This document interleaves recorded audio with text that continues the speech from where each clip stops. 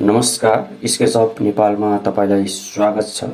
आजको यस पाठमा हामी realistic for बनाउन गइरहेका छौं, जुन चाहिँ इन्टेरियर रेन्डर गर्दाखेरि धेरै काम लाग्छ।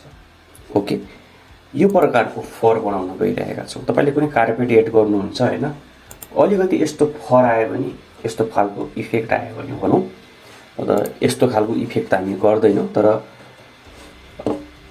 यो इफेक्ट पनि तपाईले प्राप्त गर्न सक्नुहुन्छ यो फरबाट, भिरेको फर इफेक्टबाट। ठीक छ, कसरी गर्ने त्यसको बारेमा जान्न गइरहेका छौं। ओके, अब धेरै ढिला नगरेर हामी गरिहालौं। हाम्रो सिनमा के छ यो तपाईले देखिसक्नु भयो होला। हामीले पहिलाको रेन्डरमा पनि यो सिन युज गरेका थियौं है, तर आजको केसमा हामी जस्ट फरमा मात्रै हामी फोकस गर्छौं अनि यो फ्लोरिङ चेन्ज गर्छौं। सो पहिला त के गर्नु पर्यो, तपाईको जुन यो कार्पेट छ यो ग्रुपमा हुनु पर्यो। यो सबै ग्रुपमा भए पनि भयो है। मैले चाहिँ माथिको प्लेनलाई मात्रै एउटा छुट्टै ग्रुप बनाइदिए हैन, अनि यसमा चाहिँ मैले टेक्सचर अप्लाई गरेको। यो टेक्सचर चाहिँ मैले गुगलमा सर्च गरेको, सिम्पल कार्पेट टेक्सचर भनेर। यो टेक्सचर तपाई अझै राम्रो यो पनि झनै राम्रो छ। यस्तो यस्तो अथवा यो युज गरेर हैन तपाई प्राप्त गर्न सक्नुहुन्छ। ओके, अब फर कसरी एड गर्ने त पहिला त नम्बर 1 स्टेप भनेको त्यो ग्रुप हुन आवश्यक छ। अनि तपाईसँग यो टुलबार आउनु पर्यो। यो कुन टुलबार? यो टुलबार। कहाँबाट ल्याउने? राइट माउस क्लिक गर्ने, भिडियो अब्जेक्टमा टिक मार्क लगाएको हुनु पर्यो। र यो घाँस बनाउने पनि काम लाग्छ, यो कार्पेटको फरको लागि पनि काम लाग्छ। जुन ग्रुप हो त्यो ग्रुपलाई पहिला सिलेक्ट गर्ने, त्यसपछि यो घाँस जस्तो आइकनमा क्लिक गर्ने। ठीक छ, हामी पहिला जस्ट टेस्ट रेन्डर गरौँ अनि त्यसपछि के गर्ने, हामीले फर भन्यौं अनि सकिहाल्यो, के नि सेटिङ हेरेको छैन। ठीक छ, एसेट एडिटरमा जान्छौं अनि फ्रेम बफरमा जान्छौं अनि रेन्डर गरौँ। अब म रेन्डरलाई एकछिन पज गर्छु। म यति पार्ट मात्रै म हेर्न चाहन्छु। सो यो के हो, यो रिजन रेन्डरमा क्लिक गरौँ यति। ठीक छ, फेरि रेन्डर गरौँ, जसले गर्दा अलिकति हाई क्वालिटी रेन्डर हामी हेर्न सक्छौं। रिजन रेन्डर गर्नु होला, चेक गर्ने क्रममा देख्न सक्नुहुन्छ यहाँबाट हाम्रो नम्बर 1 इफेक्ट भनेको जुन तपाईको फर हो, जुन आउनु पर्ने थियो घाँस जस्तो इफेक्ट, त्यो एकदमै ठुलो आयो, लामो लामो आयो। त्यसपछि बिचको जुन स्पेसिङ छ त्यो पनि धेरै भयो। हामीले दुईटा चीज मिलाउनु पर्यो। सो यसरी नै हामीले प्रब्लमको सोल्भ गर्ने हो। ओके, नम्बर 1 स्पेसिङ घटाउनु पर्यो, नम्बर 2 लेन्थ घटाउनु पर्यो। ओके, अलिकति हामी रियलिस्टिक फर हेरौँ। ओके, हामीलाई आइडिया भयो नि अब के गर्ने। ओके, अलिकति डेन्स हुनु पर्यो। म रेन्डरलाई यहाँ पज गर्छु, मलाई आइडिया भइहाल्यो मेरोमा के मिलाउनु, कहाँ हुन्छ त्यो फर। यो जुन क्युब जस्तो आइकन हो नि, यो जियोमेट्री भन्ने क्याटेगोरीमा हुन्छ फर। र तपाईले फर एड गरिसकेपछि यो खालको डट लाइन पनि आउँछ। ओके, अब यहाँ माउस लगाउनुस्, आए भन्छ। जति भ्यालु बढाउनुहुन्छ त्यति तपाईको डेन्स हुन्छ भन्यो। ओके, मलाई अहिले डेन्स गर्नु छ। यो भ्यालुलाई सुनिक तानेर 8-9 जति राख्छु। र हाम्रो फ्रेम बफरमा हेरौँ, एकदमै लामो लामो आछ स्ट्र्यान्डहरु। यसलाई हैन हामीले स्ट्र्यान्डै भन्नु भनेको केसमा एकदमै धेरै लेन्दी आयो। यसलाई घटाउनु पर्यो, किनभने हामीले जुन फोटोमा हेर्दाखेरि त एकदमै सानो सानो छ। ओके, सो यसलाई म के गर्छु, घटाएर अहिलेको केसमा मेबी 0.1 गरिदिउँ। यो पनि ठुलो हुन सक्छ। यति मात्रै चेन्ज गरे है, कर्लिङहरुमा नखेल्नु होला। यो भनेको बाङोटिङको घाँस बनाउने क्रममा गरौँला। अहिले बेसिक सेटिङमै हामी पहिला यसलाई मिलाउने प्रयास गरौँ र रियलिस्टिक आउने ट्राई गरौँ। ओके, र हाम्रो रिजन रेन्डर हामीले अघि गरेको हुनाले हामीले फेरि गर्नु पर्दैन। यो टिपट आइकनमा क्लिक गरौँ।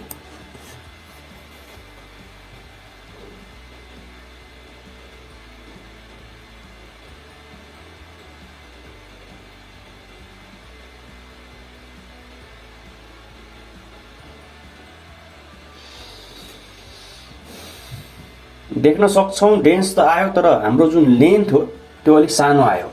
फेरि पज गरौँ, 0.1 एकदमै सानो भयो। ओके, यसरी नि हिट एन्ड ट्रायल गरौँ, 1.2 जति गरिदिउँ।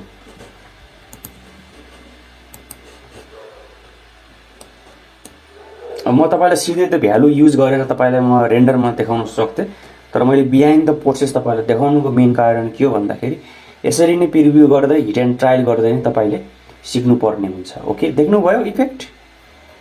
र अर्को तपाईलाई म डिस्क्लेमरमा के भन्न चाहन्छु भन्दाखेरि फरहरू धेरै युज नगर्नु होला, सिनमा अलिकति विचार गर्नु होला है। तपाईको सपोज इन्भाइरोमेन्ट सिन छ, एकदमै ठुलो सिनलाई तपाईले फर एड गरिदिनु भयो भने रेन्डर हुन धेरै टाइम लाग्छ, त्यो चाहिँ बुझ्नु होला। एनीवे मलाई अब थाहा भइहाल्यो के गर्नुपर्छ भनेर। सो पोइन्ट 1 मा धेरै सानो आयो, 1.2 मा अलिकति ठुलो आयो। सो म यसको बिचमा जान्छु, पोइन्ट मेबी 0.7 गरिदिउँ, 0.8 गरौँ र फेरि हामी रेन्डर गर्छौँ।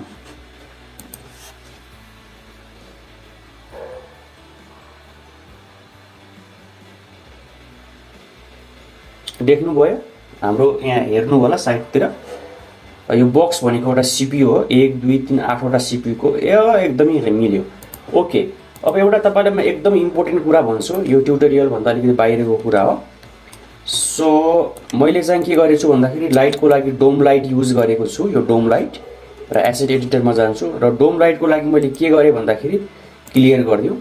मैले कुनै पनि इन्भाइरोमेन्ट म्याप तपाईले युज गर्न चाहनुहुन्छ भने बिट म्याप युज गर्नु होला र तपाई कुनै एउटा एचडिआर युज गरिदिउँ, ठीक छ। त्यसपछि चाहिँ दुईटा कुरा चाहिँ इम्पोर्टेन्ट छ, फेरि भन्छु, स्पेयर र युज ट्रान्सफर्म। युज ट्रान्सफर्ममा टिक मार्क लगाए पनि मैले यो डोम लाइटलाई रोटेट गरे पनि यो 360 डिग्रीमा रोटेट हुन्छ, कहिलेकाहीँ हामीले रोटेट गर्नुपर्ने हुन्छ डोम लाइटलाई। ओके ओके, अब हामी अर्को इम्पोर्टेन्ट कुरा पनि सिकौँ। जस्तै सपोज मानिलिउँ तपाईको भिरेको टेक्सचर, मानौ स्केचअपको टेक्सचरलाई भिरेको टेक्सचरले रिप्लेस गर्न सक्नुहुन्छ, किनभने भिरेमा अलरेडी नै रेडिमेड टेक्सचर धेरै नै छ। सो एसेट एडिटरमा जाउँ, ध्यान दिएर सुन्नु होला, यो इम्पोर्टेन्ट कुरा हो। हाम्रो फर बनिसक्यो, त्यो हामी रेन्डरमा देख्छौँ। सपोज मलाई यो फ्लोरिङको कुनै वुडको चाहियो, ठीक छ, मलाई यो टेक्सचर मलाई चेन्ज गर्नु छ, त म के गर्छु भन्दाखेरि यसलाई म के गर्छु, राइट माउस क्लिक गर्छु, एड टु सिन गर्छु है। जहिले पनि भिरेको मटेरियललाई मैले सिनमा एड गरेँ, त्यसपछि यसमा राइट माउस क्लिक गर्छु र युज एज रिप्लेसमेन्ट, यो रिप्लेसमेन्टको रूपमा युज हुन्छ। बी फर बकेटको आइकनमा क्लिक गर्नु होला अनि अल्ट की दाबेर यसलाई एक्टिभेट गरौँ, यहाँ हाइलाइट हुन्छ। यसलाई हामीले के गर्ने हो, रिप्लेस इन सिन गर्ने हो। यो सिन रिप्लेस भयो त्यो यो टेक्सचरले, तर यसको साइज मिलेन। यसको साइज हुनुपर्ने 120 सेन्टिमिटर, त्यो भनेको चान्चुन 3 फिट हुनुपर्ने हो। देख्नुभयो, र यो भिरेको टेक्सचर भएको हुनाले हामीले यसको केही धेरै कुरा हामीले चेन्ज गर्नु पर्दैन, सबै मिलेरै आएको हुन्छ। रिफ्लेक्सन, बम्प म्याप सबै सकेसम्म भिरेकै युज गर्नु होला, अथवा बाहिरको युज गर्नुहुन्छ भने सकेसम्म पीबीआर टेक्सचर युज गर्नु होला, फिजिकली बेस्ड रेन्डरिङ, जसमा तपाईलाई रफनेस म्याप, नर्मल म्याप भएको चाहिँ टेक्सचर युज गर्नु होला, सकेसम्म कहिलेकाहीँ भेटिन्न। ओके, यो कालो छ यो मटेरियल, यसको चेक गरौँ त प्रिभ्यू, ठीक छ। अरु ठीक छ, अरु हामी पछि सिकौँला। सिन 1 मा जाउँ, यसलाई फर अलिकति देख्ने हिसाबले गरौँ, किनभने अहिले आजको हाम्रो मेन टार्गेट भनेको फर नै हो। एनीवे यसलाई अपडेट गरौँ। ओके, अब म के गर्छु, एसेट एडिटरमा जान्छु, यसलाई हाई क्वालिटी रेन्डर गर्नको लागि धेरै हाई क्वालिटी पनि नगरौँ, 1920 बाइ 1080 नै गरौँ। फ्रेम हेर्न चाहनुहुन्छ भने आफ्नो सेफ फ्रेममा टिक मार्क लगाउनु होला, ठीक छ। अनि यति नै गरौँ, मिडियमै गरौँ। डिनोइज हाम्रो अन छ, तपाईँ मिडियम प्लस पनि गर्न सक्नुहुन्छ अझै राम्रो चाहिन्छ भने। अनि क्यामेरामा जाउँ र 2 पोइन्ट पर्सपेक्टिभ गरिदिउँ, नगरौँ अहिलेको केसमा, यही गरौँ र अपडेट गरौँ, ठीक छ। यसलाई अलिकति बरु जुम गरिदिउँ यसरी, अपडेट। फ्रेम बफरमा जाउँ, अब यो रिजन रेन्डरलाई बन्द गरौँ, ठीक छ। अनि फेरि टिपट आइकनमा क्लिक गरौँ। हाम्रो लाइट मिक्स हामीले एड गरेका छौँ, कहाँबाट एड गर्ने लाइट मिक्स सजिलो छ, एसेट एडिटरमा जाने, यो जुन छ नि यो रेन्डर एलिमेन्टमा राइट माउस क्लिक अथवा लेफ्ट माउस क्लिक गर्नु होला, लाइट मिक्समा क्लिक गर्नु, लाइट मिक्समा क्लिक गर्नु होला। यसलाई क्लिक गरिसकेपछि ग्रुप इन्स्टेन्स गर्नु होला। ओके, हामी ग्रुपबाट कन्ट्रोल गर्न चाहन्छौँ लाइट मिक्सलाई भन्न खोजेको। अरु चाहिन्छ भने फोटोसपमा एडिट गर्न चाहनुहुन्छ भने मटेरियल र्यान्डम कलर पनि युज गर्नु होला, अहिले हामी गर्दैनौँ, त्यो हामी पछिको पार्टमा गरौँ होला। ओके नाइस र रेन्डर गरौँ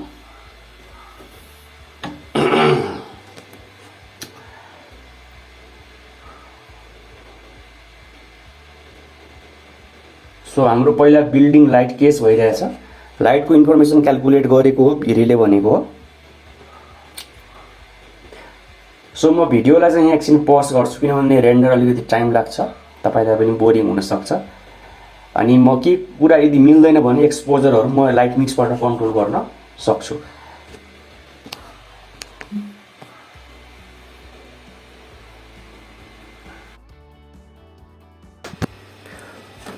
ओके यो चाहिँ हाम्रो रेन्डर हामी देख्न सक्छौं हाम्रो रेन्डरमा फर आएको छ सो आजको पार्टमा हामी यति नै गरौँ र आफ्नो अमूल्य समय दिएर यहाँसम्म ट्युटोरियल हेर्नको लागि धेरै धेरै धन्यवाद र च्यानलको ग्रोथको लागि please like share and subscribe अवश्य गर्नु होला